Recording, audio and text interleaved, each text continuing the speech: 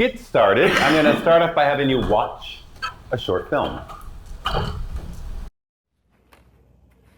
My laptop is dead. It's frozen.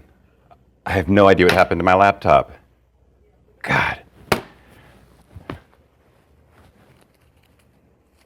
Here. Thanks. You can have my credit card. Why don't you take my ID? Better yet, here's my health card. And Julie, Yeah. Whoa. I'm going to give you I like cats. $100. Thank you. So, you know, I've just lost my laptop. I don't know what happened to it. And I've just lost a lot of my incredibly confidential, valuable information. I want to explain within a couple of minutes the difference between what we call network attacks and application attacks. There are two things we do here, and usually it's very confusing for people, especially people at F5, to kind of explain the difference between the two. There are hackers out there all over the world, and the different kinds of hackers, they target different kinds of systems. When things like my laptop or servers get taken offline, quite often that's a network attack where the hacker is truly just focused on taking that resource down so that the next day on the Today Show they can see that, oh look, I was successful. I got this attack, I got this server down, this whole company's out of business for an hour. That means a lot to the hacker, but that's really all that's in it for them. Then we have more of an application-based hacker. Application hackers, they know how to get information into an application so that they can extract information, such as my credit card details, my banking information, my personal information, and even my money. And those kind of hackers, they're in it for the money. They're in it for the financial reward. And us as consumers, we have a couple things. We're going to lose devices, or we're going to lose money. They're both really important. And here at F5, we cover both of them. I'm going to explain real quickly, and then later on today, I'll give you more details, the difference between network attack protection and application attack protection. I'm going to do with this envelope. So this envelope was sent to the White House. So at the White House, they obviously have a mailroom. And in the mailroom, they're going to do a lot of things by examining this package. They're going to make sure that it's addressed properly, that this is the correct address. Everything about the address is proper. They'll probably look at the return address, the delivery, where it came from, make some determinations about that. Maybe it came from Syria. They might even look at just the package itself, you know, the stamp is correct. Everything about the package looks good. It looks good. So are they going to go and hand that package over to President Obama? The package looks fine. Why not? There could be danger inside. There could be danger inside the packet. So maybe somebody else has to actually open the package and make sure that there's something. Oh, no. There's some powder in there. So when it comes to application versus network attacks are protected by examining the package itself, making sure that it's addressed properly and so forth. Application attack protection actually looks at the content of the package thoroughly to make sure that nothing inside of there is going to be damaging to the recipient. And so that's sort of a summary of, sorry, all over myself. And so later today, we'll talk a little bit more specifics about how they're done here at F5. Thank you. All right, so that's sort of the end. Now, I didn't really give you any guidance or anything before I had you watch that. And I don't just have you watch that to see me. I have a question. And before I say anything, every time I watch that, my first thought is, gosh, that was so much thinner. Painful. So now that you've seen that, maybe by 11, 12, having lunch, I want you to think about one thing that you would remember about that 5-minute video. One thing that you remember in a couple of hours or maybe this evening, raise your hand on something, because it's a bigger room than I normally deal with. So you're remembering the powder coming out. Back there we had it. So for me, when you opened it and explained the network versus the application, and how the outside, that actually was the first time I've made the connection. So you're doing this. What does that mean? Well, you were holding the envelope. The envelope, And you're okay. like, if you're looking at the outside, you're at the network layer. When you opened it, now you're at the application layer. And it was a connection for me that I don't know if I've made at all this week. Okay, So, that's good. How about somebody over here? Do you have something memorable? Just agree. Okay. In helping conceptualize. When All you're right. handing out money, could we do that later again? Okay, so, okay. So you remember the money?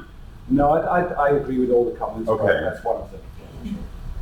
Yeah, and back to what she said, the analogy that you made. Okay. Simple terms. So the analogy, you remember the Yeah. analogy? Anybody say maybe they would remember me handing out credit cards and cash? Sort of memorable?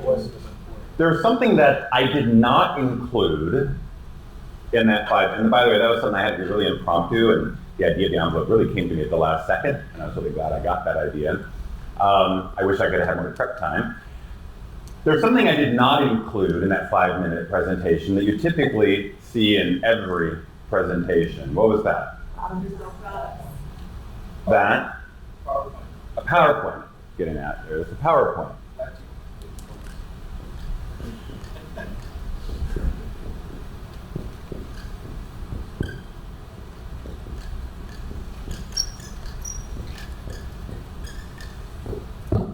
So the one thing I try to get through the SEs, and I'll try to get through to you guys, because of course we're doing a condensed version of what I can spend time with them doing.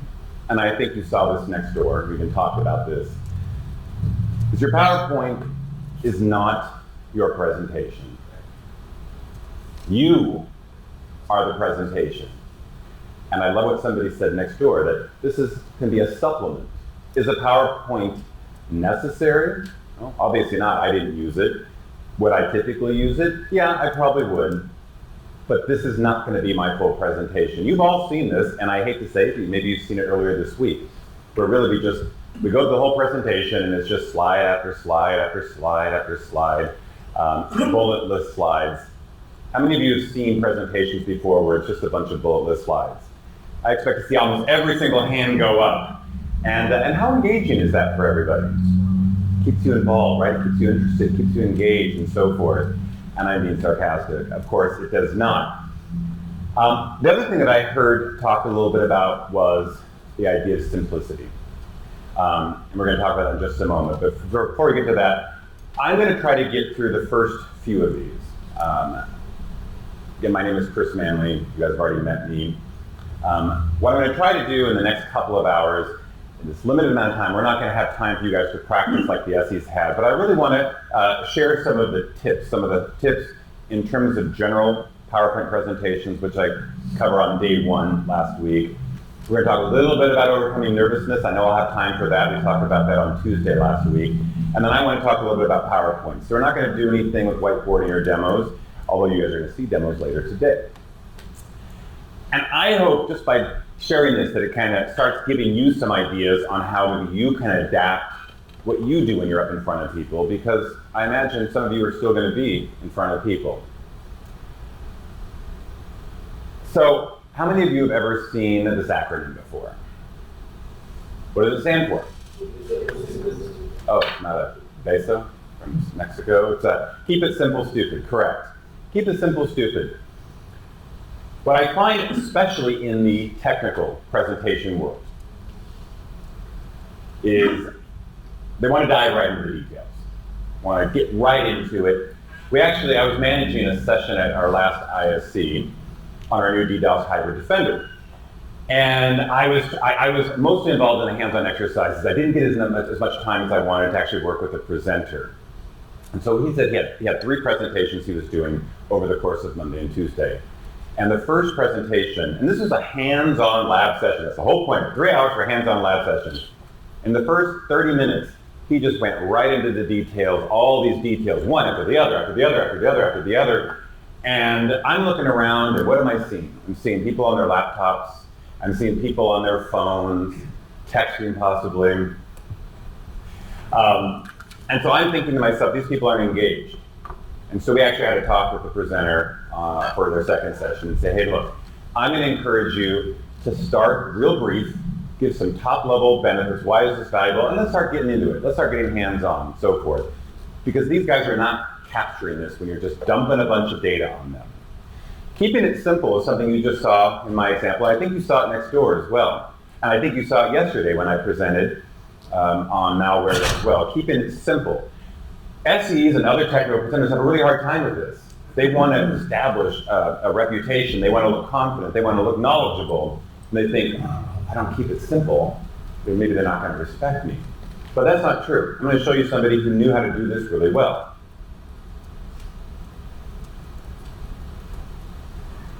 This is that Sony product. Again, one of the best in the field. 1.2 inches down to 0.8 inches. This is the MacBook Air.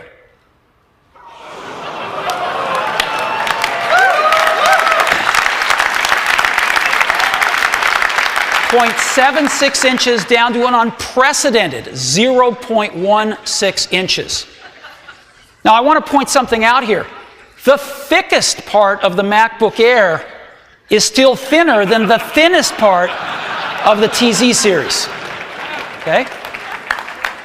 We're talking thin here. So, it's so thin, it even fits inside one of these envelopes that we've all seen floating around the office. And so let me go ahead and show it to you now.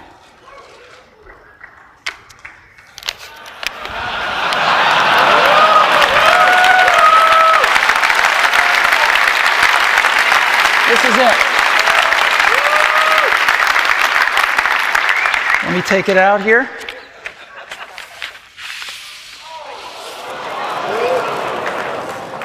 This is the new MacBook Air, and you can get a feel for how thin it is. Yeah, there it is. Look at this.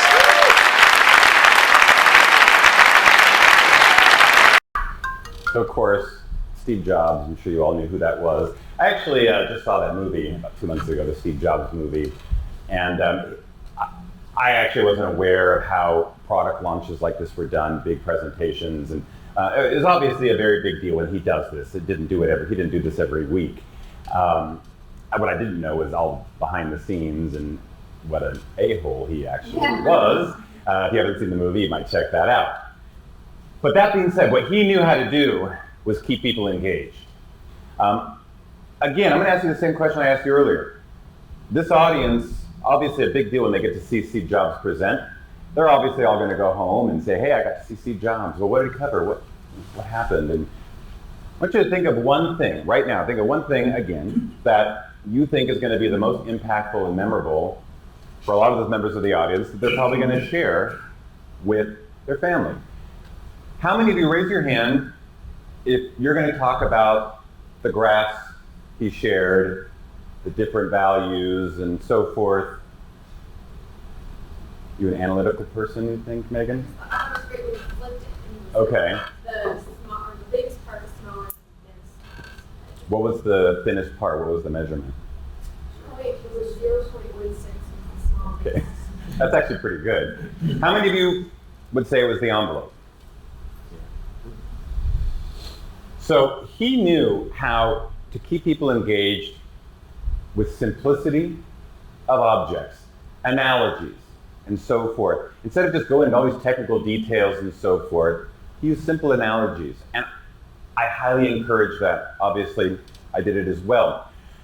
When you have this ability to show examples, to make it visual and keep it simple, typically you have a couple of options.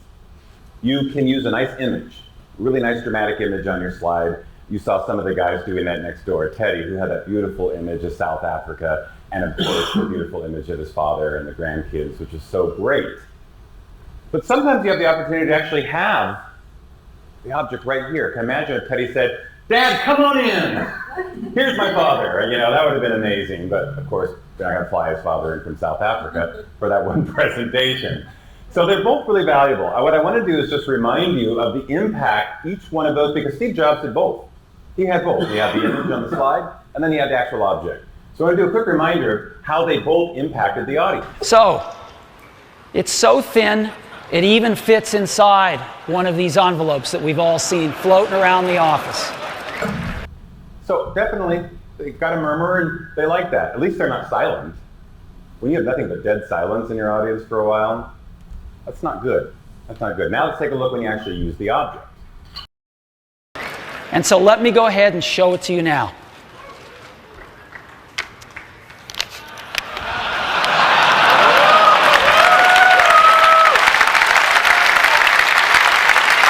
This is it. Let me take it out here.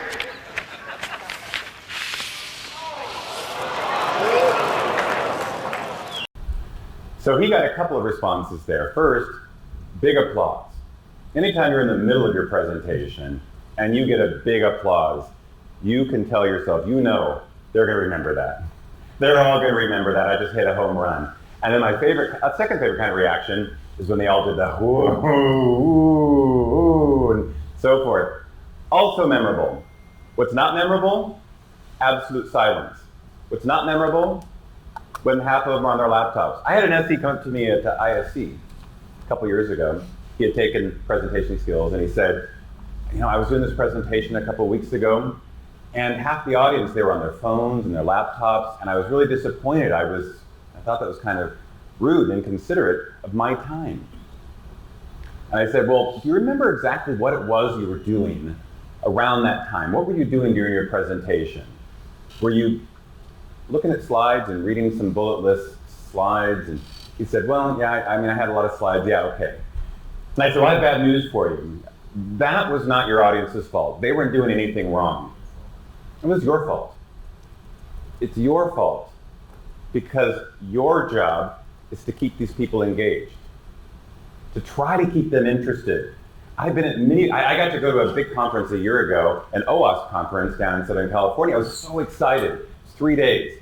I left so disappointed because every single presenter stood behind the podium and read bullet list slides. And I tried as hard as I could and I couldn't stay engaged. And so I spent a lot of time on my laptop. It's not my responsibility to focus on you if you're a terrible presenter. In fact, it's almost torturous to do that for hours and hours at a time. So as a presenter, I have to respect your time. You're not respecting my time.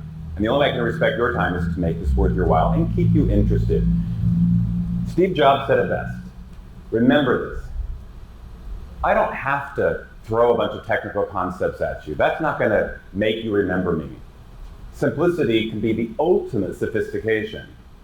They're going to remember that. You guys remember that next door. You like some of the simple aspects, not all the technical details.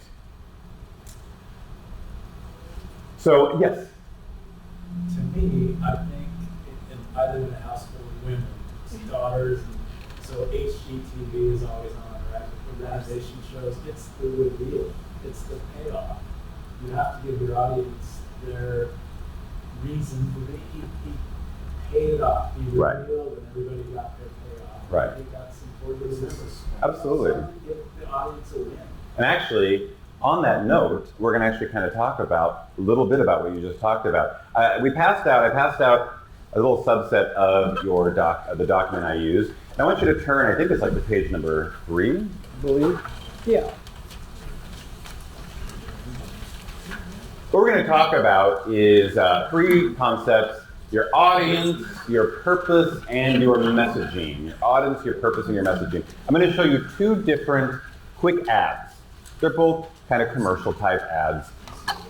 Whenever an ad is being created, whether it's a print ad, TV ad, whenever a presentation is being given, whether it's at ISC, one of the big main stage presentations, or a technical breakout, you need to be thinking of 3 things. Who's my audience? We're going to talk a little bit more about the audience in a moment. Who's my audience? And what do I want them to do? What do I want them to do as a result of this? And then what are some of the key messages that I'm going to share in this presentation, in this ad, to help get my audience to do what I want them to do? And if I haven't put that work into that, the ad creator didn't put that work into that, then that's when people leave a presentation or finish watching a commercial going, what the hell was that for? I don't understand what that was all about. So I'm going to show you 2 ads. And for each one, I'm going to give you a couple of minutes after it's done. I want you to think about who do you suppose the target audience was for this ad? What do you suppose they wanted that target audience to do as a result of that ad? And then what were some of the messages they included to get the audience to do what they wanted them to do? And here's your first ad.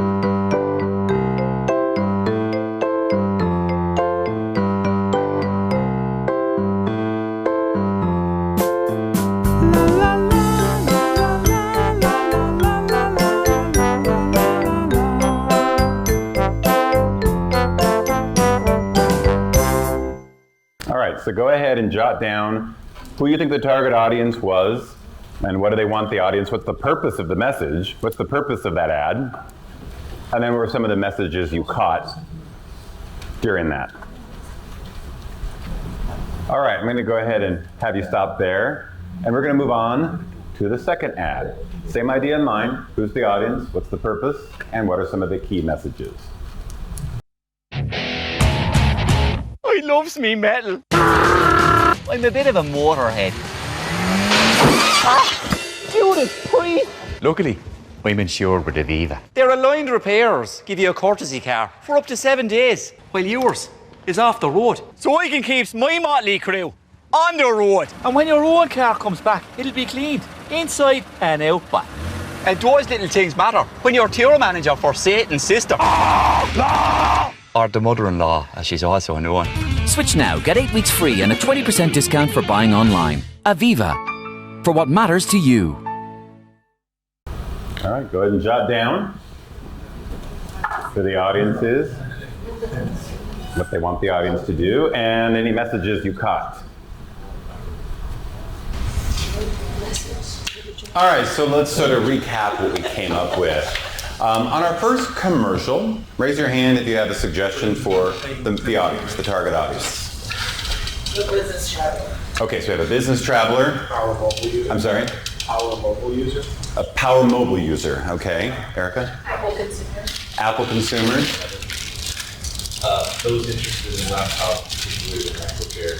Okay, so people interested in laptops. So those are all valid. None of them are wrong answers. In fact, I don't have right or wrong answers for this particular exercise. So probably the purpose is going to differ a little bit depending on who you thought the audience was. So what were some of the purposes of the ad that you came up with? Life is not the only way. What's the purpose? What do you want the audience to do? Oh, to reconsider. To reconsider. Reconsider. Alternatives to Apple. Okay. To demonstrate that Apple is not the only option to thinner laptop, and the IBM Lenovo has an option more complete than Apple. Little fun riff on the Steve Jobs video, right? How about here? The Air is thin but not complete. Ah, that's great. But what is the purpose? That's a message. What's the purpose? To buy a thing. Okay. All right. Again, all right answers. What were some of the messages you caught in the commercial? There's probably quite a few. More is actually less. So more is actually less. I like that. Don't compromise. No compromise. How did you get that as a message? Well, because everything was in the one unit. Right? But how did you get those exact words? It was on the last flashed up. Right? So how many of you remember the words on the last splash screen? What were they? No compromise. Very close. Yeah, that was really good. What other messages did we catch? The message of the compromise? Just messages from the ad. What were the messages in order to get the audience to do what they wanted them to do? For me, the last part was like that you don't have to buy all the stuff to use your laptop. So the compromise becomes a relationship with Apple only. Okay. Anybody here have a message or something they caught? It's Okay, all right. How much dialogue was in that first commercial? No dialogue. Interesting that we could get so much messaging across without a single word. How many words do you recall seeing? So not a whole lot of words. Does anybody remember when they pulled that second laptop out? Did anybody see something specific? a logo. They made it very, very easy to spot the logo of the laptop, the new ThinkPad logo, which was great. So let's talk about the second commercial. First off, how many couldn't understand it? So who do you think the audience was for the second commercial? Family, Rockstar. Families, okay. More general, car and insurance owners. Okay, car and insurance owners. Did anybody write metalhead car owners? Had that before, heard that one before. All right, well then what did this company want those audience, or the the audience to do? Switch insurance? Anybody have anything different from switch insurance or buy insurance? I think it's drive by share for their company, so next time they get an email that says need a renewal, they might go to drive back to the website. So they're kind of maybe getting the seed in there ahead of time. Yeah. Getting the seed in. Yeah. Not necessarily. In fact, I'll bring this up. Not every presentation we're going to go out and do is just to get a sale. Sometimes your presentations are to get people excited. Get them excited about it, and then we'll come back and close the deal later, potentially. So not every commercial has to be about getting the sale. It can just be about getting people excited about something, about a new idea or a new... if they could do a teaser commercial about the iPhone 7, just show a picture of it and what it can do. They're not necessarily going for a sale, they're trying to get people excited. It was a service awareness message as well. Say it again? Service awareness message. What do you mean by that? That's one of the actor. So, huh? You were the actor. Basically, the service is not just insurance. It goes beyond. Your car is coming back clean. You have a replacement so there's the car, messages. and all of that. You got all that. It's the awareness of what you get beyond just having insurance, All right. which is different to the competition. How many words in terms of dialogue were in the second commercial? Non-stop, that's right. How much words were on the text was on the screen? It's just a website address, wasn't it? Did you catch the stuff at the bottom? That continual stuff? Is it easy for most of you to read that as quickly as it's coming up while you're hearing all this audio and so forth? So is the text even doing any good? I didn't even see it. A lot of people don't see it. What was the last splash screen? Anybody remember the text on the last splash screen? Say it again. That's all you remember? You remember their great tagline? So the whole point of this exercise is to kind of think about two things. Think about what you want to get out of your message, what you want to get out of your presentation, out of your ad, whatever the case is. And how much of it's going to be memorable. When you go back tonight or tomorrow or the next day you're flying home and you think about these two commercials, are you going to remember all that multitude of features that they threw at you in the second commercial? Or are you going to probably remember maybe more of the simplicity of the first commercial? And what I'm getting at here is just ways to think about how you prepare your presentation. On the next page, I'm going to turn to the next page because I want to talk a little bit more about audience. Again, very important that you are thinking about these three concepts every time you go out and speak to somebody. Otherwise, it just starts to sound like you're just talking, thank you very much, goodbye. We don't know why we even listen to this. So when you're thinking about your audience, though, we want to think a little bit more than just, this is network users. These are, my fraud protection department. You want to think of your audience in a couple of different ways. You want to think about aspects of who your audience is right now, today, before you even start the presentation. For example, I might be meeting with this company, we'll call it Lorax. I might be meeting with them, and meeting with their application security team. And they have a team of people who write all the application code right into their applications. They've got network devices managed by the network team. To them, that's what goes on the network. Application security goes on to application servers. That's their mindset. That's where they are today. What do they think is possible? They can get more application code written in. Every time there's a new threat, they can get their vast, huge app security team, to get more code written into the applications. That's what they think is possible today. So if I come in and I present to them and say, hey, I want to talk about this great application security product we have. You can put it right on your big IP. It does all this application security. They might automatically go, that's not what we do over there. We do this over here. I'm checked out. This is not for me. I'm going to go check my email right now. What we have to do is we have to make sure that we present to this audience. This is who we're presenting to. And we're going to start talking to this audience. And then what I'm going to do is during my 30 minutes, hour, however long I have with them, then I'm going to slowly start taking them over to this side, to be this audience, this new audience, where now they actually have a mindset where they realize they can do application security out here on the perimeter. In fact, not only can they do it, that's probably a better place for it. And they're realizing that they don't have to rely on their app servers to do that. In fact, that's not a good place to do it. So I've now brought them to where I want to be. So these are two things you need to think about. And I actually tell my SEs that it's partly your guys' job to get that information to them so they know a little bit about this audience, this customer they're going out to. But again, all presentations are different. In my opinion, any presenter that's on the main stage at ISC, anybody who's out on the main stage at ISC, they've really got one goal. They should only have one goal.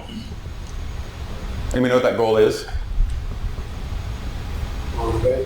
Motivation, encouragement, looking back and celebrating, getting everybody excited for the next year. That should be their whole purpose. That's why we're at ISC.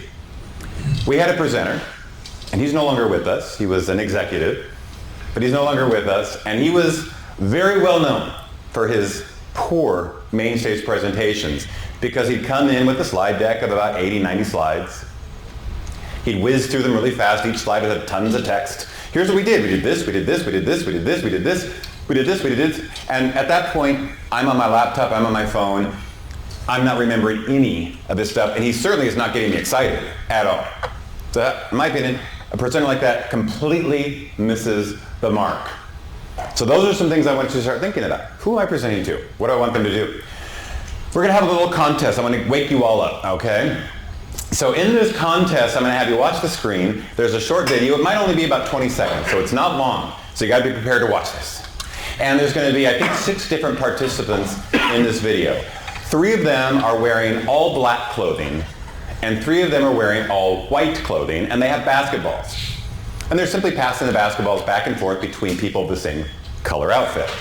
What I want you to do, not on paper, either in your fingers or in your head, I want you to try to count how many times the white clothed players pass the ball back and forth to each other. Just the white clothed players. And I actually want you to come up with 2 values if you can. I'm going to see who can do this. It's really hard. They pass the ball back and forth 2 different ways. Sometimes they pass it back from their chest to their chest. I want you to count those. But then sometimes they pass it back and forth by bouncing it on the floor to each other. So I want you to have a separate tally for that. So we're going to test how quickly your mind can absorb all this information. So here we go. Again, very short.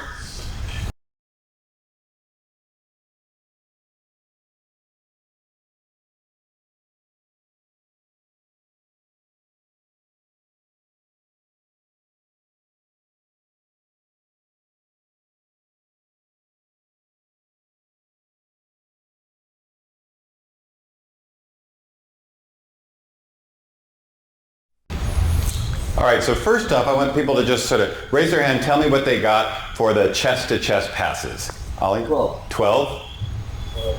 I'm sorry? 14? 16?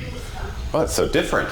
10. 10. Wow, everything from 12 to, I think it was 16 or something like that. How about Bounce passes, how many of those have we come up with? One? Two. Two. 6. Oh my gosh, this is crazy. 6, interesting. 6. How many of you kind of got thrown off by the gorilla? How many got thrown off by the gorilla? No? Didn't bother you? Are you The gorilla? serious? You didn't see the gorilla?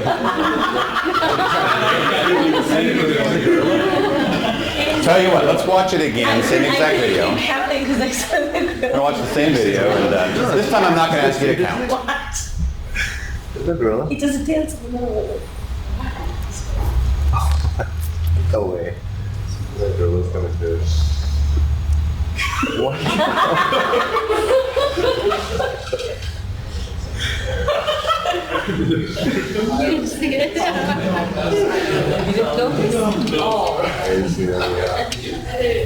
So before we go into discussing that, let's do one more challenge. So I'm going to show you 3 phrases up on the screen, and they're going to be on the screen for only 9 seconds. And then I'm going to see after they disappear, I want to see who can repeat the 3 phrases verbatim. Here they come, 9 seconds.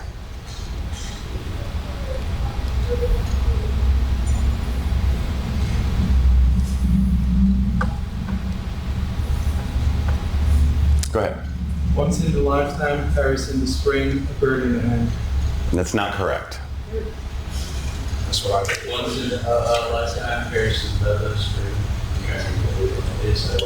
Wow, he's way in the back of the room too. Let's take a look again, because he actually got it right. Oh, wow. No, look, the double buzz, the double U's. The what? You see it? One time, Yeah. time, Paris in. So, quick question. Same thing. Okay. That was the whole point. Why Perception. so many of you, in fact, I love this because my SE audience, for some reason, a lot more of them catch that gorilla, so I loved how many of you didn't. Why did so many of you miss the gorilla? You were focused on something, your mind was paying attention.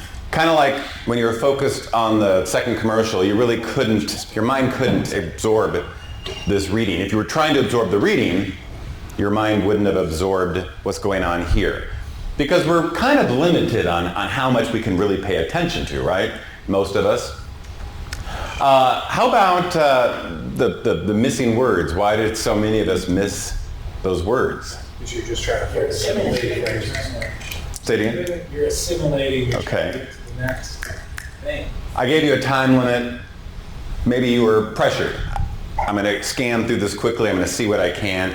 And my mind's only going to sort of pick up what I think is important, what I feel is important. So, every day, as you're walking around, sometimes happy, sometimes maybe a little sad or grumpy, we are bombarded with millions and billions of bits of data at any one time. Tons of different kinds of data. Problem is, most people cannot process more than about 7 bits of stimuli or data at any one time. Most people, it's between 3 and 4. I ask everybody when they start this presentation to put their laptops down. And I do that for a very specific reason. Not because I don't think I'm dynamic enough to keep everyone's attention, because I know how easy it is to be distracted. When we have our laptop up, we have things like email notifications pop up on our screen. And my eyes immediately going to go down to that. And now as a presenter, I just lost one of your few bits that you have to give to me. Same thing with your phones and all that, all the distractions that we have. We have so many distractions. How many of you right now know how many feet you have on the ground? Well, now you do. Now you do. Why? Because now you're thinking about it. Now you're thinking about this, and again, that one little stimuli has taken one of the bits of information away. So it's really hard to keep these few bits people have when you're presenting or doing anything. And so that second ad, they're throwing tons and tons and tons of bits of stimuli, visual, audio, reading, and so forth. And we just can't process all of it. We're going to find ourselves focusing on just one thing, like players in white uniforms. And it kind of causes us to sort of tune out everything else. And so it's your job as a presenter to keep these bits to yourself as a presenter and try to keep them up from other folks. Now, I'm not saying that means you can go out to a customer site and say, please put your laptops down. That may not be something that you can do comfortably. Please put your phones down. That's why I said earlier, it's not really their responsibility to do that. I ask people to do it just because I know that even with the best intentions, you folks in the audience, it's easy to distract you, again, from these notifications and so forth. But even in, people say, you know, I think even in most customer scenarios, customer presentations, people are going to get on their laptops. I just can't stop it. And I say, oh, yes, you can. In most cases, you can. Because you got to think, oh, what am I doing right now?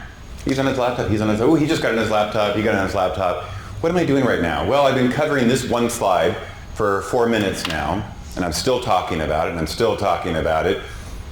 And we have to do kind of a reality check as a presenter in our head. We've got to become comfortable with being able to adapt right away. And if I just keep doing this, whatever it is I'm doing, then I'm going to lose that person, and I'm going to lose that person. And the more of these people that I lose, and I lose their bits, now the possibility that they're going to absorb what I'm saying, the possibility that I'm going to be memorable is decreasing more and more and more and more. So I need to change it up. I need to change it up immediately. Am I being monotone? Am I standing behind the podium? Maybe I need to come out and address people. Maybe I need to come closer to the person on the laptop and just talk about how great this is. Maybe I need to engage with the audience more, interact, ask some questions. This person over here is on their phone. I might say, hey, so what do you think about this loss of bits? It's pretty challenging. You ever find that challenging? And get them involved. Get people involved. It's your responsibility to keep these bits. It's hard, it's challenging. And that's kind of the whole purpose of why we go through these skills. I hope you noticed that next door, they were able to maybe keep those bits. And quite honestly, I hope yesterday when I presented, I was able to keep you involved by doing things like sound clips and video clips, audience participation, and so forth. And that's really some of the keys to being a good presenter. So what we're going to talk about now, we're going to kind of move topics. We're going to talk about 3 different categories of presentation skills. You typically see these referred to as verbal and nonverbal and so forth. Those are 2 of the key ones, but I have slightly different names for them. The first category is what I call substance, also known as the content of the presentation. Now, typically at this point in my normal presentation skills class, I just want to point out the activity we do. We don't have time to do the activity, but I want to point it out and how powerful it is. Before I point that out, I'm going to tell you about one of my students about 1.5 years ago. He was an SE director from APAC. And as we're discussing all of this at the beginning of the first day, he said, you know, I understand what you're saying, and I agree with most of it, but I think for the SE audience, they really do need a lot of that technical data. That's what they need in their presentation. And I said, I'm not saying they don't need good technical data. What I'm saying is, what are people going to remember? What is going to be memorable? And he said, well, I understand that, but I still think technical data is really important. And I said, okay, let me reword this for you. If I were to reach out to all of my SEs 2 weeks before ISE, and I said, what do you want to get out of your technical breakout sessions at ISE this year? More than likely, a lot of responses I'm going to get are, I need good technical content. I need good technical content that I can use to go and be successful this next year. I want to learn about our new features that are coming out. But if 2 weeks after ISE, I reached out to all the SEs and I said, what do you remember? What are some of the key things you remember about some of the technical breakout sessions that you got? I have a feeling I'm going to get very, very different answers. I'm going to get things like, well, I remember that opening. I mean, he was handing out credit cards and stuff. That was really fun. This one guy was really funny. He had a lot of really fun images in his presentation. That got me. I remember this one guy had a great analogy, and so forth. Those kinds of things. The things you talked about next door. Those things that kind of kept you engaged. So it's not that we didn't need the content. It's, I want you to be memorable. And so at this point in the activity of the first day for the full version of this training, what I do is I put people into little groups. So usually in groups of 3, I'll put them into those groups, and I give them a stack of really large Post-it notes. And I ask them all to think of a presenter that they have seen before, that they admire, that they think is an amazing, fantastic presenter. And I ask them, I give them 6 minutes in these little groups to jot down as many attributes as to why they think that presenter is good. What is it they like about that presenter? What makes them a good presenter in their mind? And so they write up all these attributes, every team. And then is when I start talking about these 3 categories. The first being substance, content.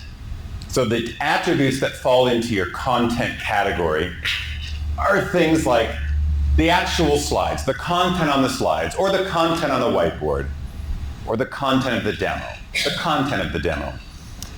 They had nice, clear key points. We actually saw that one, somebody said that next door. I heard those key points. Or the message was very clear. We heard that one next door as well. They liked that clear message. The instructor seemed very knowledgeable. He was also organized, or she was also very organized, and they also seemed very prepared. And those are the kind of, some of the attributes that fall into that category.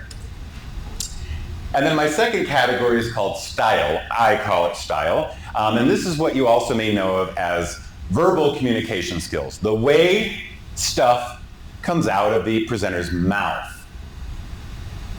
All aspects of their voice, their volume, their articulation, you can understand what they're saying, they're not mumbling. Their pace, they're not going rapid fire or way too slow. And their vocal fluctuations, they got what I like to call highs and lows, or shading of their voice. Most importantly, they're not talking in monotone the whole time. And then their confidence, how confident they sound, because voice has a lot to do with confidence. How enthusiastic they are, enthusiasm and passion. Quite often I'm asked, what's the real difference between enthusiasm and passion? They kind of sound the same. And the way I explain the difference is enthusiasm is where I come out, good morning everybody, how are you doing? Everyone have a great time last night? Whereas passion is how much I love this subject. For example, my favorite product here is ASM, Application Security Manager. So I get to teach that to the SEs on Thursday, and I'm actually really excited. To this day, I've been doing this I'm teaching ASM for 3 years now, and I still love to come out and teach ASM because I'm so passionate about it. And you gotta be able to sense that passion from your presenter. If you're not passionate about your subject, if you guys leave and you're not passionate about F5, and you're not passionate about what we can do here, it may not be the right place for you, because you've gotta be passionate about where you're at. Because if you're not, it's gonna show. I always say the hardest sales position I can think of would be a vacuum cleaner salesperson, because they gotta think this vacuum is the most amazing thing on this planet. And maybe they do. Their personality, seems like have a good personality, and then sincerity. Are they just blowing smoke up my butt? Or are they actually really sincerely believing that they're gonna be able to help me? And then the third category is what I call sparkle, also known as your nonverbal communication. I also like to call this the above and beyond stuff that you don't always see in a lot of presenters. Stuff like good body language, your eye contact, the gesturing, movement. You saw a lot of that earlier today. Good movement, they're not planted. Posture, good posture. They use a lot of analogies. We've seen that yesterday, today, I believe you've seen quite a bit of that. They also use anecdotes. This reminds me of the story about so-and-so and whatnot, including audience participation. How many of you felt like you would say you stayed a little bit more engaged yesterday during my presentation because I used the audience and brought people into the presentation? Did that help keep people kind of involved? It always does. It always does, especially if it's an early morning meeting or a late afternoon meeting and they're tired. That's a tough one. So earlier I said the content is your slides, your PowerPoint, your slides, your whiteboard, your demo, and so forth. But just because I have content on my slides doesn't mean they're interesting. So creative slides, interactive whiteboards, demos that actually show value to me as a customer. Those are the things that take it above and beyond in terms of creativity. They're entertaining. In fact, I always like to say, if all your only word for them is, they're kind of like an entertainer. I think I called Teddy an entertainer. I think he was a little nervous today, but what I loved about him is he kind of told a story. Felt like he was really talking to us. Relate to it. My dad, and so forth. I found him very entertaining. Artyom too, very entertaining. That's always exciting. Humor is great. A really strong opening and closing, which we're going to talk about a little bit later. A really good opening and closing. Using real life examples. I tell the SEs, and I'll say the same thing to you. A lot of you come from maybe a customer of ours, and now you've come to F5. Or maybe you're at a partner of ours, and now you've come to F5. You probably have examples of how F5 has helped in your company, what it did for other places. Those kind of real life examples they speak volumes during your presentations. Relating the message to the audience. When I first did that fraud presentation, I knew my audience. They were people in our sales operations team, part of my team. They're incredibly technical people, right? So I knew my audience was not technical at all.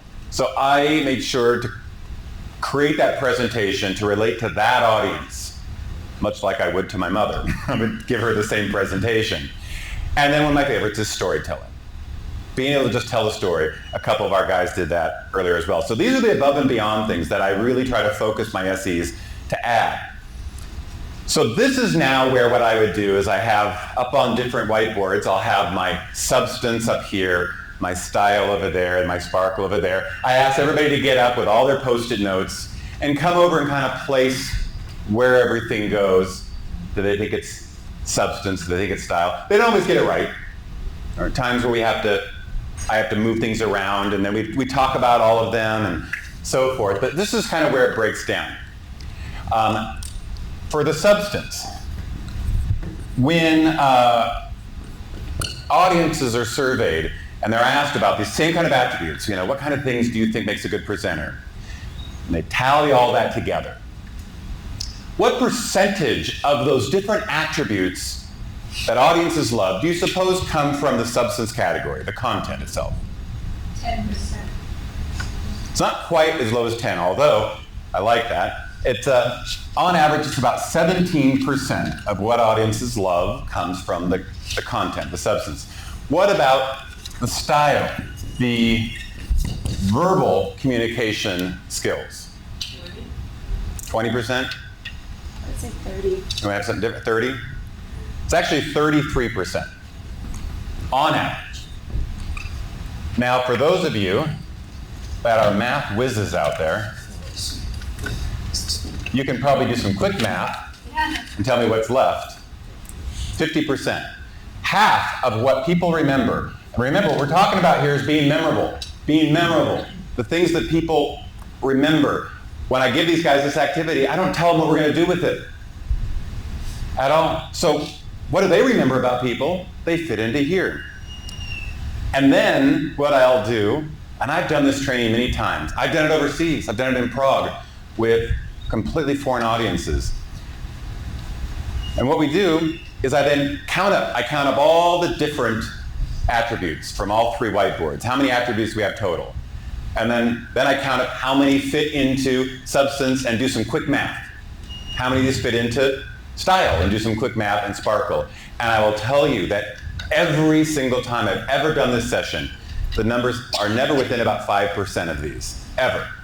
They're actually usually very close. And this is where I was able to go back to that SED and say, this is my point. It's not what do they think they're going to want. It's what are they going to remember? What is going to keep them engaged? And again, what I love about doing my job is I get to work with people from South Africa, from India, from the UK, from Middle East, Australia, Japan, China, Eastern Europe, that I did last summer. And this is no different for anybody. No matter where they are around the world, they respond to the same things. I always like to say, as humans, we're a lot more alike than we are different. And I think that's something very fascinating.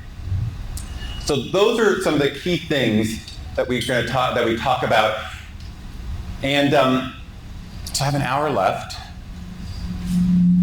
So then I talk a little bit about some of the verbal communications, nonverbal, excuse me. And actually, if you're interested, I show this. These are the top 6 substance attributes to the average audience. And this is the order that they were rated by average audiences. Being prepared, having clear, memorable points, focusing on the main topics, delivering a clear message, being organized.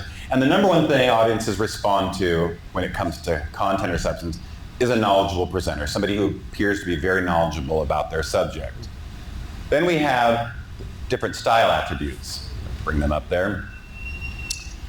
Again, top 6, or in this case, top 7. And this is how they rated these top 7. Having vocal fluctuations, having passion, which surprises me always. Strong commanding voice, sincerity, dynamic personality, confidence. And number 1, people want somebody with real good enthusiasm. They want them to be woken up. Enthusiasm and knowledge, I got those 2, I'm going to be good. And then we have the sparkle. What are some of the top sparkle categories? These are the top 7, and then rated in order from 7th place to 1st place, having real life examples, anecdotes, participation with the audience, having a relatable message to the audience, using storytelling, being creative, and number 1, having some humor. Somebody said it next door. People love to laugh. They remember laughing.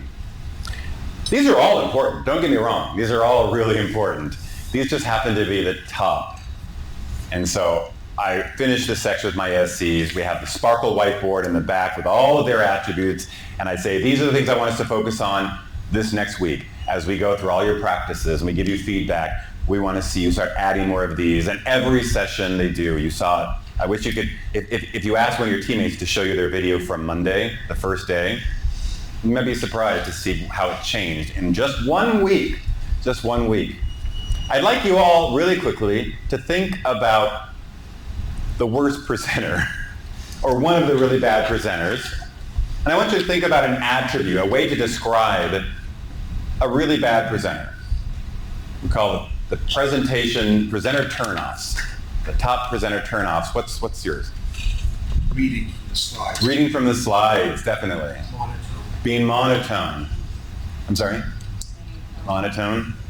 What else?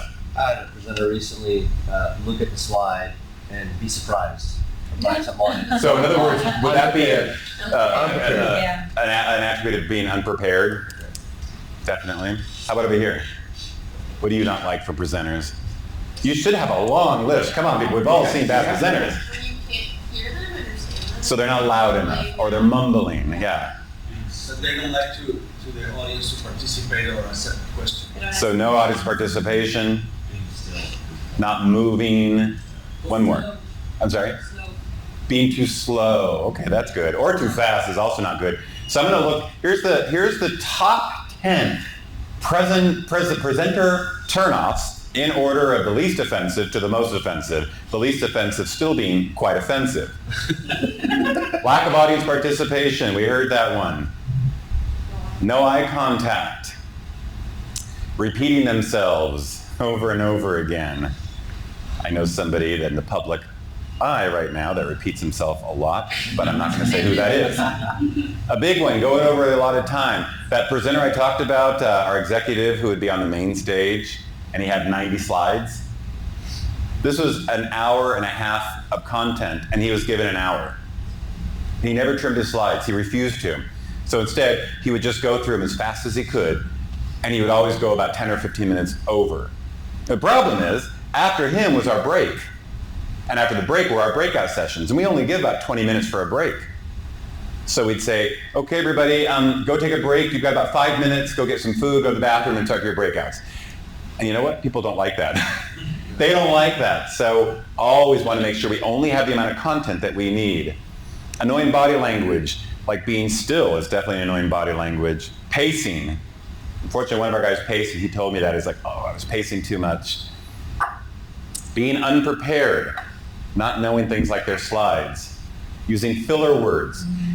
I push my essays. There's one filler word. There's a lot of filler words. There's one that I do not like in my essay presentations, and I'll explain why. The word is basically. One guy in particular, not one you saw, I swear, in one presentation, he used the word basically 3 times in one sentence. And it usually comes out like this. So basically what F5 does is we solve this problem, and basically APM does this. And to me, that term basically now turns that concept into not that exciting. It's not that important. It's not that impactful.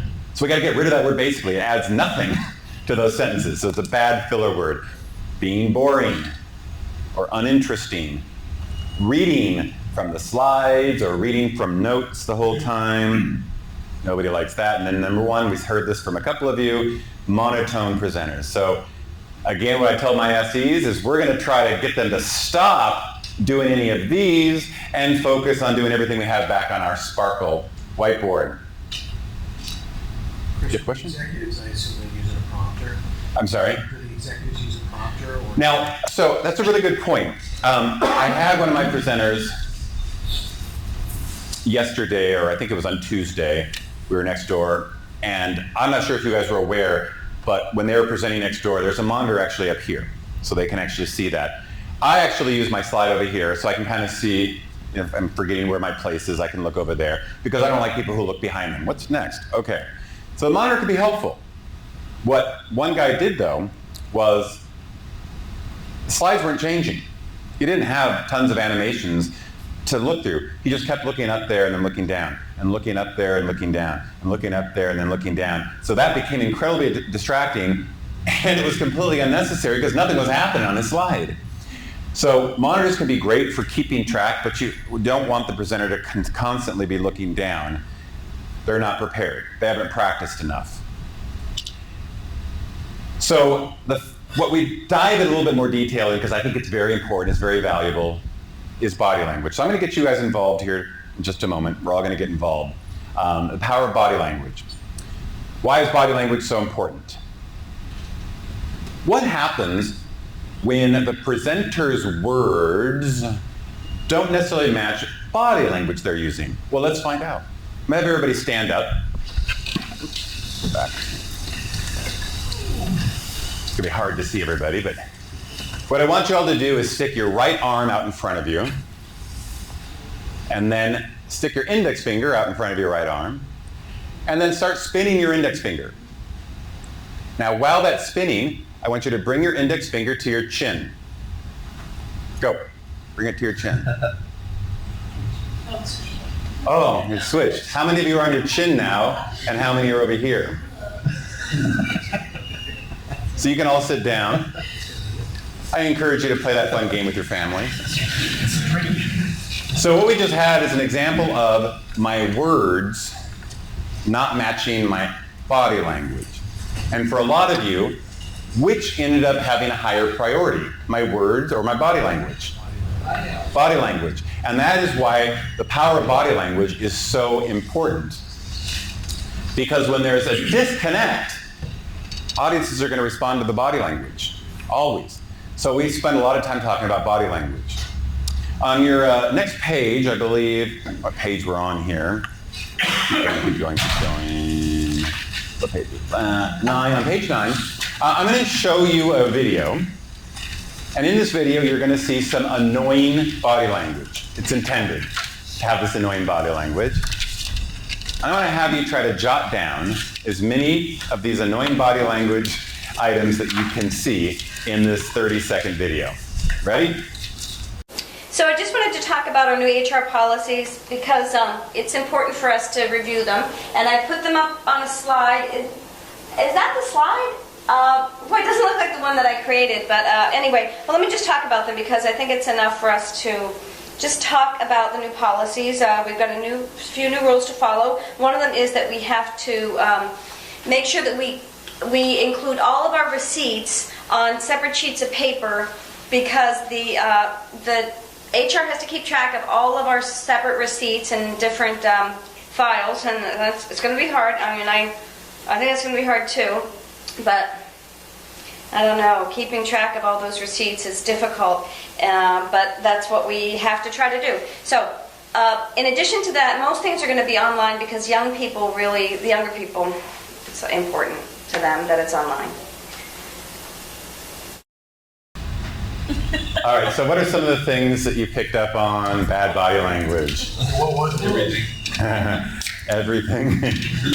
Some specifics. What are some specifics? So looking down, what happens, what message do you get from the presenter when they come and they look down? Lack of confidence. Lack of confidence, absolutely. They're very afraid. What message do you get when they look up? Not interested. What was it? Not interested in something else. They're trying to think of something. When we're trying to think of something, usually it's, oh God, what's next? I forgot where I'm at. They're looking up. And so we're going to talk a little bit more about eye contact. What back there? What's one of the annoying things you saw? Flipping the hair, biting nails. Rolling their eyes. Rolling their eyes. Specifically when? Yeah. How did they treat their audience, which potentially could have been in the room? Some young people. Kind of disrespectfully. Kind of talked poorly about them. How about back here? Somebody. Swaying. Swaying? Yeah. What was it? Just her condescending. Okay. Swaying. Arms. The what? Arms. A lot of different places for the arms. Here, anything different? Hands on hips. Hands on hips. Did we say hair flipping? Yeah, we said that. Okay. Let's watch the video again. This will have some of those items called out for you so you can see. So I just wanted to talk about our new HR policies because it's important for us to review them. And I put them up on a slide. Is that the slide? Boy, it doesn't look like the one that I created, but anyway, well, let me just talk about them because I think it's enough for us to just talk about the new policies. We've got a few new rules to follow. One of them is that we have to make sure that we include all of our receipts on separate sheets of paper because the HR has to keep track of all of our separate receipts and different files, and it's going to be hard. I mean, I think it's going to be hard too. But I don't know, keeping track of all those receipts is difficult, but that's what we have to try to do. So, in addition to that, most things are going to be online because young people really, the younger people, it's important to them that it's online. Disdainful sneer. I have one question. Did she seem excited to be there? No. Did she look like she was forced to go up there and probably pushed out on the stage, start presenting? If she's not excited to be there, I guarantee you, I'm not going to be excited to watch her. Excitement's a really big one. So we're actually going to talk about some of these aspects of body language to try to have some better behaviors. How many of you have ever been out in front of people and presenting in some manner and you're not sure, what to do with your hands? Where should I put them? Feel that way? Yeah, it's very common. It's common to not know what to do with your hands. Third in the Dennett racing machine. Ricky, first of all, where did you learn to drive like that? The car hand rig. Yeah. Can you speak up, Ricky? The car, the hand shift, and I'm not sure what to do with my hands. Be good just to hold them down by your side. Yeah, great. Well, we were real happy with what was going on, and at the end of the day, you got to be happy. Whatever the hell his name is, let's get him over here. Everything ended up fine. Yeah, okay, everything was fine. Thanks. Great job, Ricky. Good job in the car. Ricky Bobby, a force to be reckoned with possibly in the near future. Ricky Bobby with yet a... So we're going to talk a little about gesturing. I'm going to have everybody stand up. I hope you can all see me. Now, one of the first things about gesturing that you saw her do poorly was she kind of did this little gesture. When you're gesturing, the first thing is you want to have your hands above your waist. So put your hands above your waist. And then you want your fingers out. You don't want no clenched fists, so you want fingers out. And most importantly, you want big gestures. Big. Play to the back of your audience. So everybody show me right now our big IP. Big IP. Our big IP, yes. This is not our big IP. That's our big IP. Show me with your gestures how we can help audiences from the East Coast to the West Coast. Oh, I'm sorry. It's so natural for me. I can't stop myself. Yeah, from the East Coast to the West Coast. Now, an interesting thing about that is one of my presenters on Tuesday, he didn't end up presenting, he had some really nice slides and he was interacting with the slides. And he had the big IP in the middle. And on this side, he was putting what we do on the customer side. For example, we might have HTTPS out here. And over here, you have the server. He had like HTTP, we decrypt. Out here, he had HTTP 2.0, and over here we have HTTP 1.1, WAN optimization and LAN optimization. So it was a really great slide. He brought them out one at a time. And then as he was talking about it, he said, so remember, we can do HTTPS encryption and then send it off with HTTP to the backend server. We can do HTTP 2.0.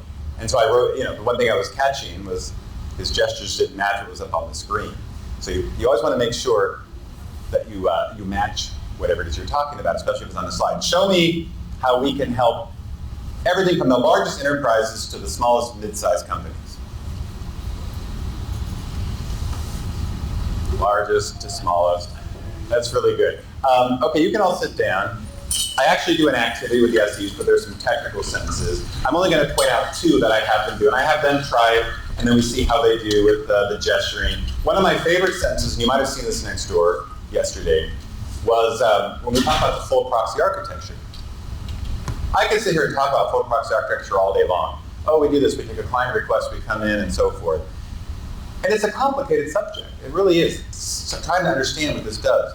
Simple gesturing can help really well with this by me being the big IP. I'm the big IP when I'm telling the story about full proxy architecture. And I can talk about how the client request comes in to the big IP, and then the big IP sends a separate request to the downstream back in the server. Just that simple gesturing can help explain this concept, help tell the story. Although I will say my favorite example of this about a year ago at camp was when somebody said, so we have our big IP. I'm not sure your name. What's your name? Rito. I'm sorry? Rito. Rito. So Rito will be our big IP. And I don't remember. Lucy? Susie. So Susie's going to be our client. And then he actually had like a piece of paper here. So Susie's going to send a request to the big IP. And then your name is? What? What? Netapon. Netapon? I get that right? Netapon? Okay. So then he goes over and he grabs another piece of paper to bring over here. So now we have two benefits. First, visually I'm understanding this as an audience member. What's the second benefit you just added? I'm sorry? Audience participation, exactly. So I love that when we can incorporate that. So that's the first thing, is gesturing. I'm going to go past my practice slides here. The next thing we talk about is eye contact. Now, eye contact to me has one very, very valuable feature, one very valuable benefit, and that is creating that connection. There's actually two ways we can create a connection with an audience. I'll talk about in a second, in about 2 minutes. But being able to have good eye contact helps me have that connection. I talked next door about what happens if I'm on a date and there's no eye contact. Just looking down, looking up, and there's no connection. We're gonna get a second date? Probably not. So I can't create that connection with whoever the audience is. They may not want me back. They're not in it for me at all. And so being able to do good eye contact. And what we say is around, on average, about 3 seconds for each person. You give each person about 3 seconds. Lets me establish a connection with them. You want to avoid, the rapid fire. Yeah, I'm getting everybody. Look at that. I got everybody's eyes. This is great. Just connect with all of them. But I'm not creating any connection that way. The other thing you want to be careful of is sometimes we kind of get in our head. You know how that is? And I'm not sure I was, so I just kind of keep talking. And without realizing it, now I've kind of just fixated on this one person. And I find that maybe quite often that person's getting a little uncomfortable. Yeah. So that's one way to create a good connection with your audience. The second is movement. Now you probably noticed yesterday, today, I love movement. I like it for a lot of reasons. The first thing, so you all saw a lot of e-learnings if you do your pre-work. Probably sat through quite a few of these e-learnings. And I like to say that you probably sat through some that were really hard to sit through, and then you also watched some of mine. But I actually learned something a couple of years ago about specifically creating e-learnings when they're just watching on their monitor. And what I learned is something on that screen needs to happen about every 15 seconds. If I'm watching e-learning where there's a bulletless slide, and then the audio is just talking for 5 minutes on that slide, what does the average viewer of that e-learning do? Something else. Quite often they'll switch their screen, maybe go to their email. I'm listening now, but you know what?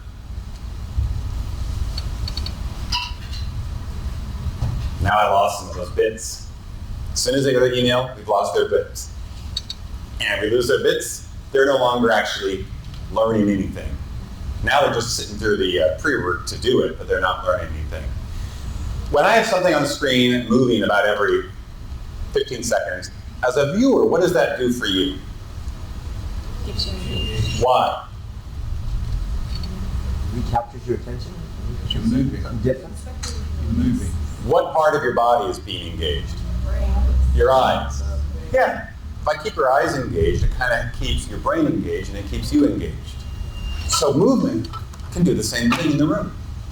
When I'm moving around over to here, I'm talking for a moment, then I'm moving over there, you have to keep following me. If I just sit behind the podium, you're going to get really bored and your eyes are going to get bored. So that's one of the benefits of movement. There's two really good benefits of movement. The second benefit is that's the second way to create the connection. When I come over here and I talk specifically to these folks now for 1 or 2 sentences, I'm creating more of a connection with these guys. Then I might come over there, talk to these guys. Now you guys are involved. How many of you guys have ever been to a big concert, a big arena, a big stadium? Now, unless you like to stand out in that mosh pit of people that are standing up the whole time, I try to get seats close, but they're usually up on those raised sections. And more often than not, the performer usually presents out here. And what can happen is I might start feeling left out up there. I'm just an observer. But good performers, what they'll do is they kind of put platforms up on either side of the stage. And so at some parts of the song, they'll come over here and they'll start singing up to these folks here. And what happens to those folks at that point in time? Wow. They kind of go crazy. They get really excited. One of my favorite concerts I ever saw for this reason was Cyndi Lauper. Because she would actually not just do that, she would come down, not kidding, she would come down off the stage, walk over the aisle, and she'd actually walk up the stairs about halfway while she's singing. And I'm telling you, those people were crazy. She knew how to keep the people engaged and include them and create that connection.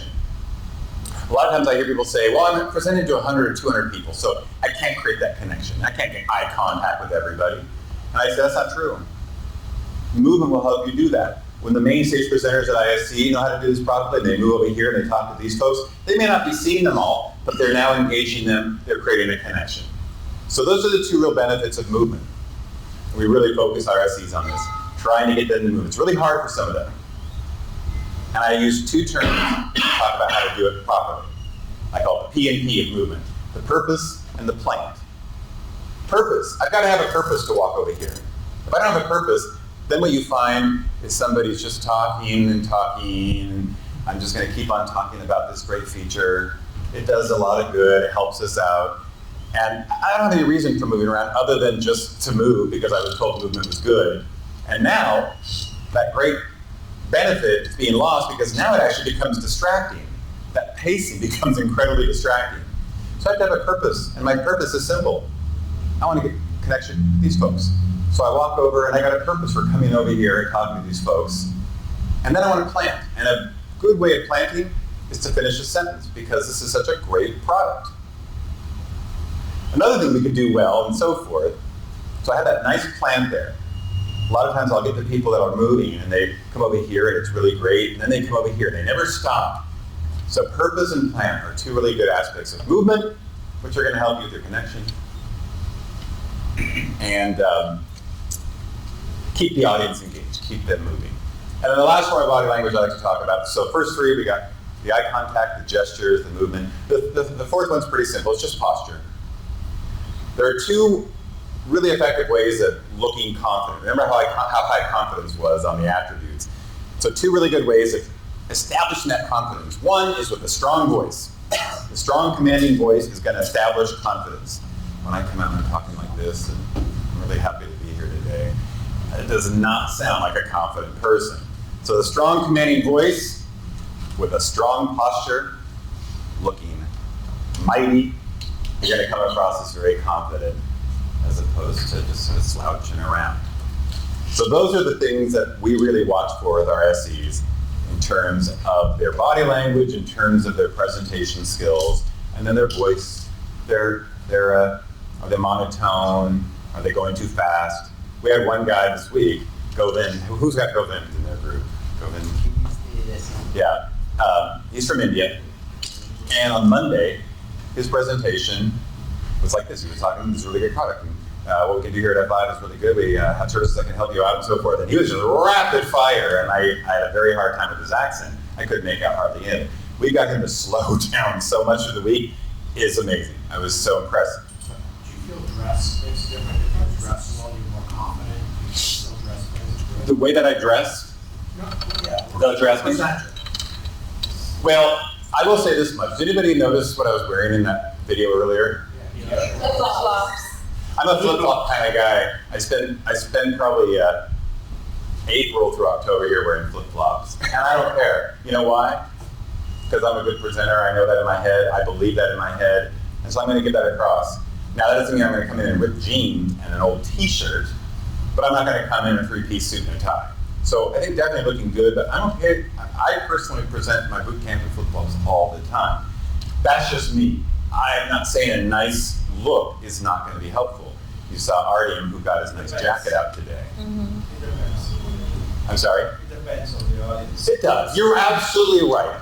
You're right. In Mexico, we have, if you go to the north part, they look at you like kind of disrespectful if you wearing a tie. So you need to be more casual. Yeah. If you go to the city, Mexico City, and if you're not wearing a tie, they look like. Oh, so I see what you're saying. In Mexico City, they want you to wear a tie.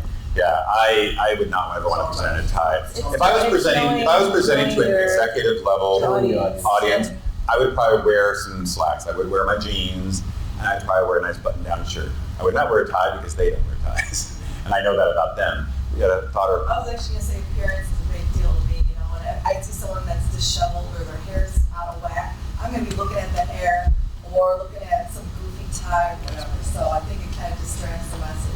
You're good. I haven't looked at it in a while. Culture plays a big role. It does. We hear this a lot. If you go with flip-flops in certain countries, right? Of course. I did. Okay, I'll tell you this much. When I was in Prague, I did not wear flip-flops. Yes.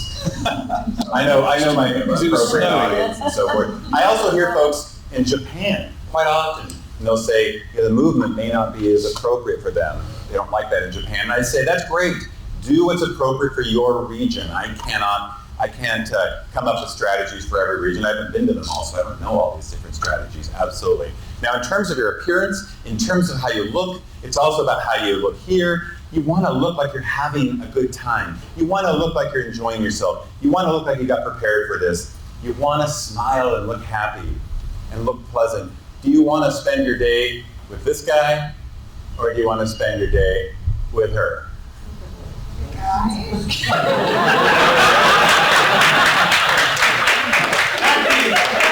We learned a little bit about her today. This can go a long way.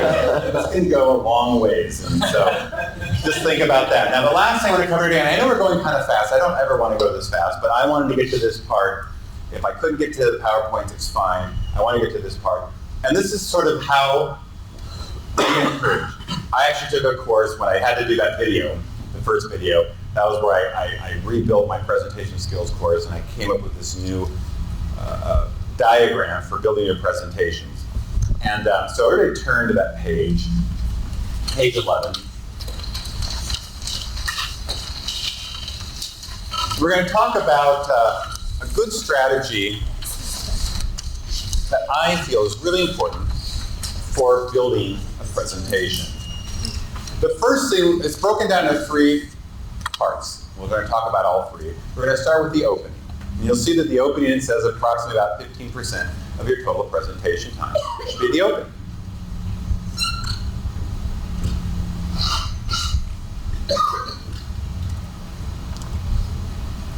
That's not the total length of time you're open.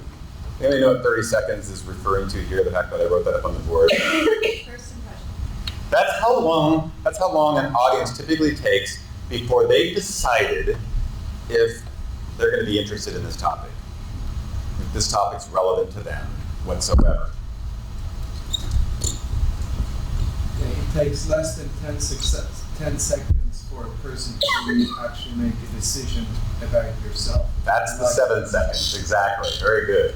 7 seconds is the approximate amount of time it takes for people to decide if they think they're going to like you.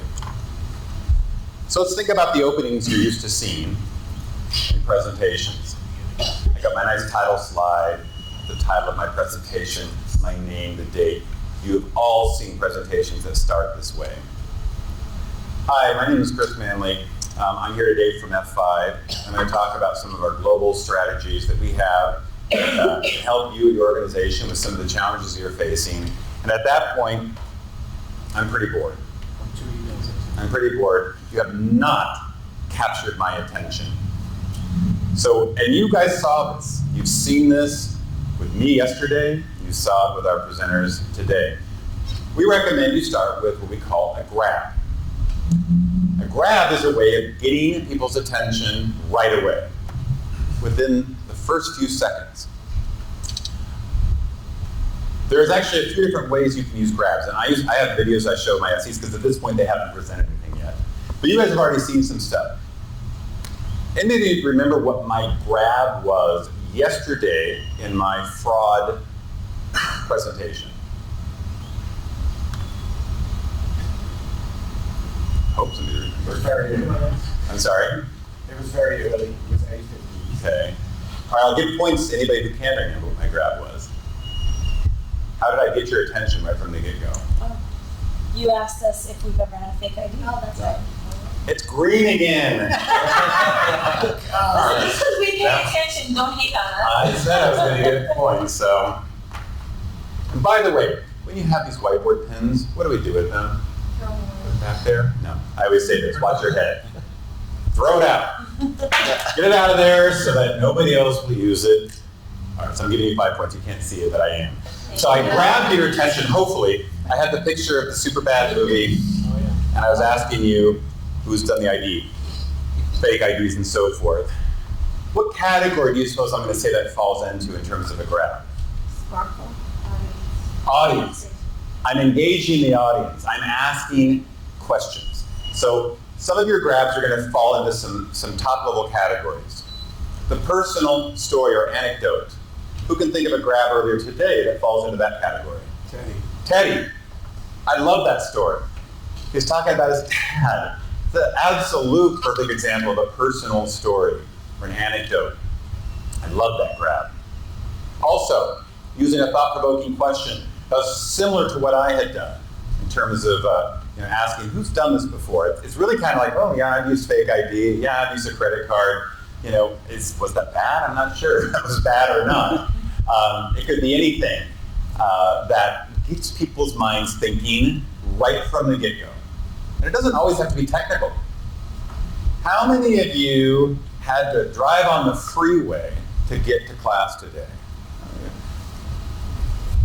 Don't you hate when the freeway is backed up and so forth? Because I'm going to be talking about things like getting traffic flow through big IP. My grab doesn't have to be about traffic flow through big IP. I'm going to start by talking about traffic flow in the real world and getting you thinking right from the get-go. The third category is a shocking statement or a fact. Here at Lorax Investments, you're under attack right now, at this very minute, because it's true. It's a shocking statement. A shocking statement grab, it should elicit some sort of an emotional response from the audience. Ooh, gosh, wow, ooh, my. It should. Not threaten. I wouldn't come out and say, I could sit on my laptop right now and attack your organization this moment, because that sounds a little aggressive. But shocking statements, make it personal about the location. If everybody was in Seattle for this, I might say, wow, on the way here, I got drenched. Thank God I came early enough so I could go dry my hair. It could be something that's relevant to everybody. It could be something that's relevant to the date, what's going on today, or something in the news. But those are all really good categories of grabs. The only advice or requirement that I have about a grab is it better have some semblance. It has to have some lead-in into our subject. I don't want an anecdote about your last summer vacation and that's just me telling you that. And now I'm going to talk about fraud protection. That's nothing to do with my summer vacation. That's not a good grab. I love grabs. This is my favorite kind of grab. Where I'm in the audience, and I see this all the time because we watch these presentations, and I'm thinking, at that point, especially on the first day, I don't know what their presentations are about. I don't know what their topics are. So I like the grabs where I'm like, I'm intrigued. I'm not sure what he's going to talk about. And then a light bulb clicks at one point. I'm like, I see where this is going. I get it now. I love that, and right from the get-go, I'm engaged, and I want to watch more. So a lot of people have a hard time with this. So like, shouldn't I just start with the title slide? Just start with the title slide. And I actually will switch SEs to do this. By the PowerPoint day, or this is my favorite, we do the first two presentations without PowerPoint slides at all. And so they'll come out and they'll do their grab and right from the get-go, and it's really great. And then on Thursday, we have them add some slides. Make a PowerPoint presentation, no more than 3 or 4 slides, please. And a lot of them, they'll put their title slide first. And then all of a sudden they'll come out and say, hi, I'm Chris Manley, and I'm here today to talk about this and that and the other. Now I have a story to tell you. And first I'll say is, why did you change? What happened to your story first?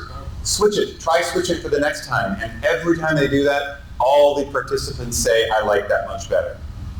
It's this instinct we have. I gotta introduce myself first, no you don't. Because then, the next part of your opening is the with them. The with them is the what's in it for me. Why am I here? Why am I sitting here? Why are you here? Why are you here talking to me today? So with my students, I'll say, I'm here in the next few days to help you guys become better presenters, better advocates for F5 by keeping your audience engaged. That's why you're here. For Lorax, I might say, today I'm here to help you so that your organization does not have to face those DDoS attacks that unfortunately you've been facing this past week, this past month, or whatever it is. And that's typically where I recommend the introduction. My name is Chris Manley, and I'm here today to help you, blah, blah, blah, blah, blah, after the grab. And then the third part, pretty basic, is the agenda. You saw me do this yesterday where I had that little whiteboard grab. And I had 3 parts of the agenda. Real simple.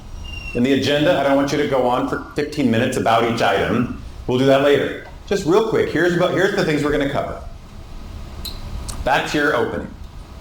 The most important part, that.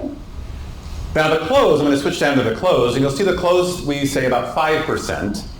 And the close is actually really easy to come up with at this point because it's the exact flip of the opening.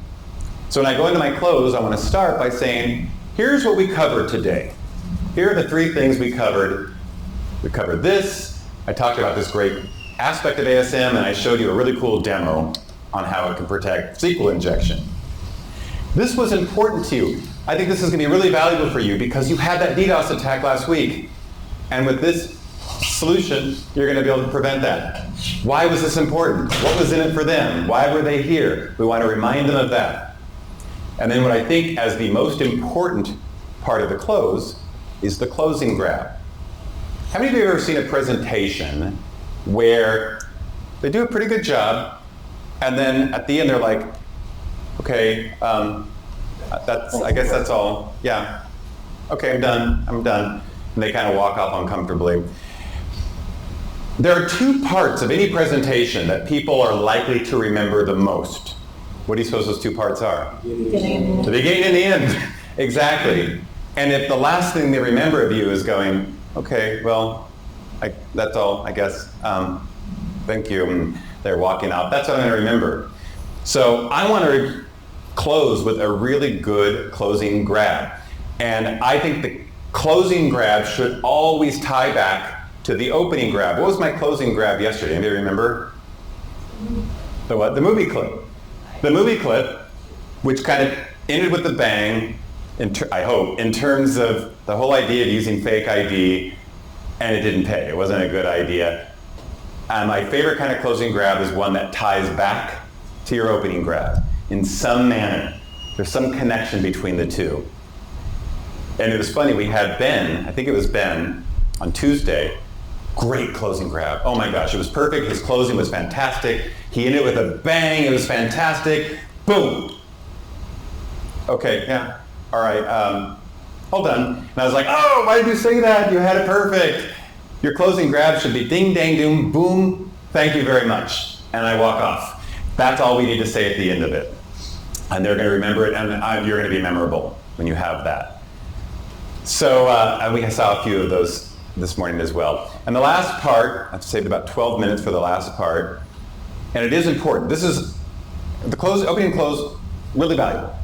But I'm there to tell a story. I'm there to give information. I'm not just there to be an entertainer and talk about my dad and his fishing problems. I'm actually there to share some information about F5. And so that's what we call the meat of your presentation. And that's, what, about 60%? 85%, no. Yeah, between 80 and 85. The tricky thing about the meat, and actually before I do this, I'm going to read a couple of numbers for you. And I normally have these so I can actually read them so I can double check your work, but I'm going to have to do this in my head. So here's the first number. I'm going to see who can repeat this back. 5682372. Anybody? Anybody over here? 5682372. Okay. Here's the next number. 395687924. 39568678924. No. I'm not sure. But you probably found that just by adding a couple of numbers, which is really all I added, that became a little bit more hard to keep track of. Although some of you may have found that you might remember one part of it pretty easily, which is the beginning.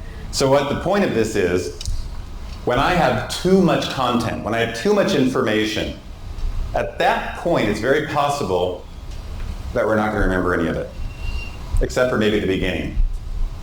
So what you see in a lot of these presentations, you've seen them here at Sales New Hire. I don't work with all these presenters, so I can't speak for some of these people that come in here. They're great, smart people, but I think some of them could use some of these skills. And what they do is they just come in, and here's the content, here's a slide, here's a slide, here's the content, we do this, we do that, we do this, we do that. We can help with this, we can help with that, we can do this, and we can do that. And you guys have gotten so many concepts, and at that point, how many of them might you remember? Is it possible we might not remember any of them?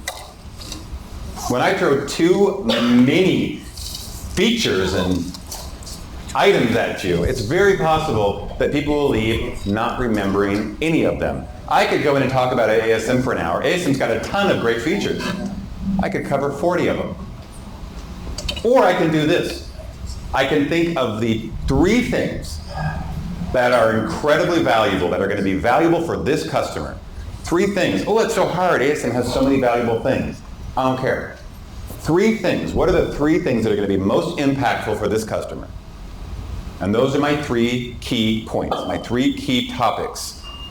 Because if they can leave remembering those 3 key topics, remember that's one of the top things, key points, sticking to those key points. If I can cover 3 topics really well, I want to cover how ASM, how easy it is to set up a policy. Then I want to show you how ASM protects against SQL injection attacks. And then I also want to show you some of the amazing reporting that we have. That's what I'm going to cover today. And then if they can leave remembering those 3 things, then you have to decide, is it more important for you to cover 40 things and have your audience remembering none of them, or is it important to cover 3 things well and have your audience leave remembering 3 of them?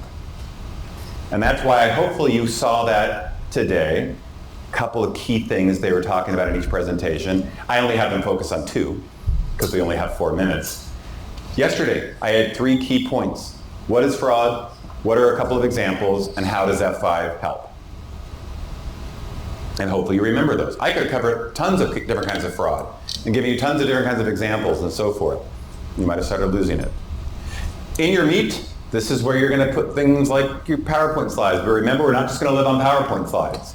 We're also going to do some whiteboarding, do some audience interaction. I love when you can think of ways to involve the audience. For the next 5 minutes, what I want you to do is get together and discuss what are some of the challenges you're facing right now, and then we'll cover them together, because that keeps them involved.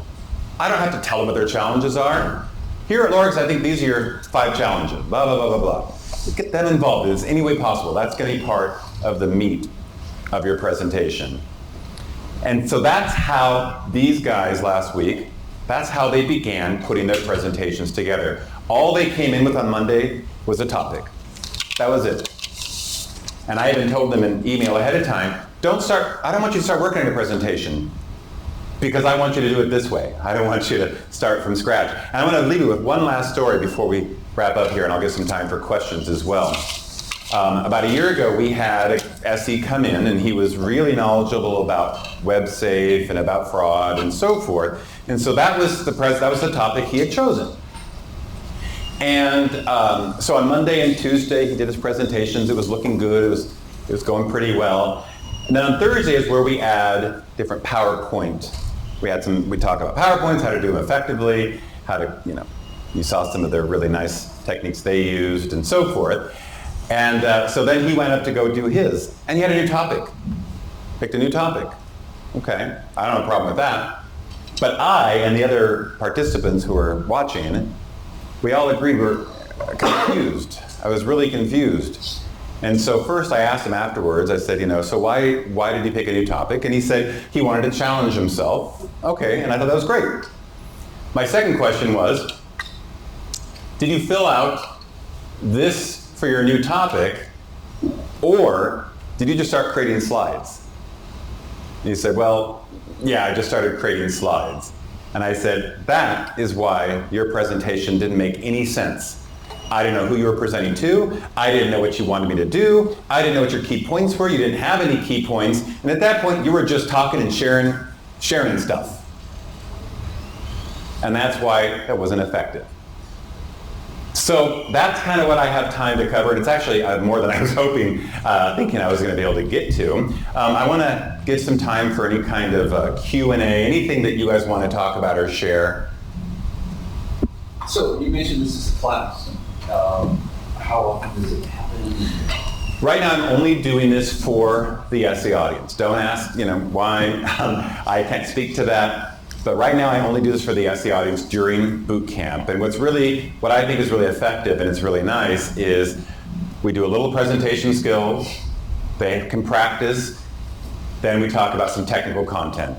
And then the next day we do some more presentation skills, they practice again, then we cover more technical content. So we really mix it up and we keep it interesting throughout the week.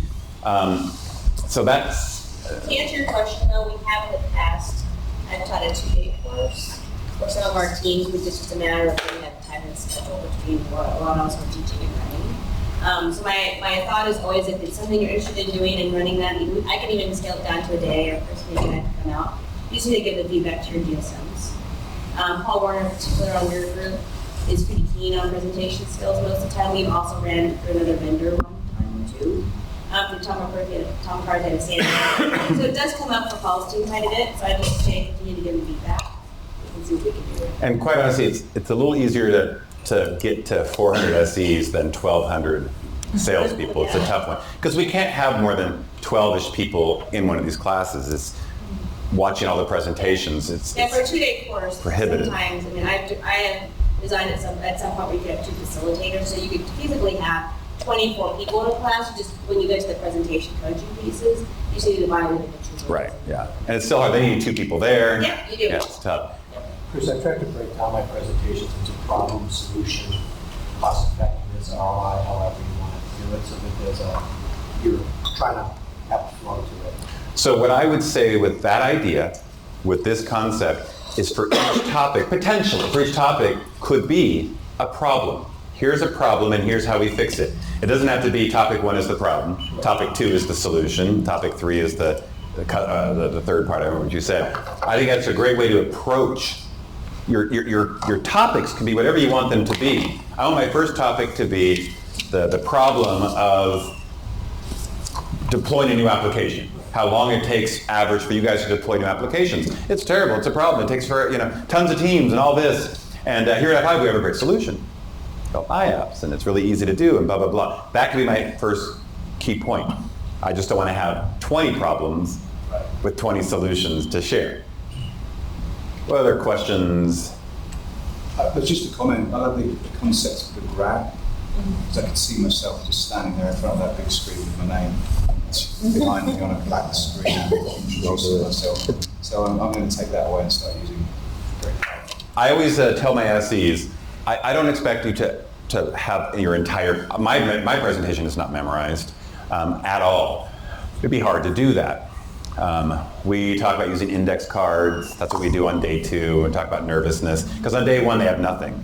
So it's kind of tough. You might lose your place and it gets really scary. So on day 2 they use index cards because we're not using PowerPoints yet. And a lot of times they don't even use the index card. Just having it there is great. But the index card, I'll just show you one thing. I always tell them, if you're going to use an index card, and I apologize, I'm going to go right past a, there we go. I always say, this is not what, oh gosh. There's some things we're going too far, sorry. I always say, this is not what I want on your index card. I don't want this on your slide, and I don't want it on your index card. What happens when this is on my index card? I'm going to read the whole thing. Exactly. I always say, this is the kind of thing I want on my index card. I want key points, key things that I know I can talk about for a couple of minutes without having to look at it. It's just in case I lose my place. I always say I like the index card because I can use my thumb to kind of keep my place, and I can still gesture. I don't recommend you do this on a sheet of paper because it's too big, it makes a lot of noise, if I'm a little nervous it shows, and so forth. And when it's this big, I have a tendency of wanting to write more text on it, and so forth. But I've actually had SEs who use the index card and they come out and they go, hey everybody. So I have a story that what happened to me last week and so forth. So I always say, I don't expect you to memorize your whole presentation at all. But the 2 parts you should have rehearsed, memorized, smooth as silk is your opening and your close. That's the time you're going to get their attention. That's the time you're going to be an entertainer. And you're not going to be able to do that if you're constantly looking down and looking uncomfortable. So I encourage you to use it. I think it's great. You saw next door how much more they kind of get you involved right from the get-go. So what else? Anybody else? All right, well you guys have a nice lunch. Enjoy the rest of your week here. I'll see you after this afternoon for a demo. You're welcome.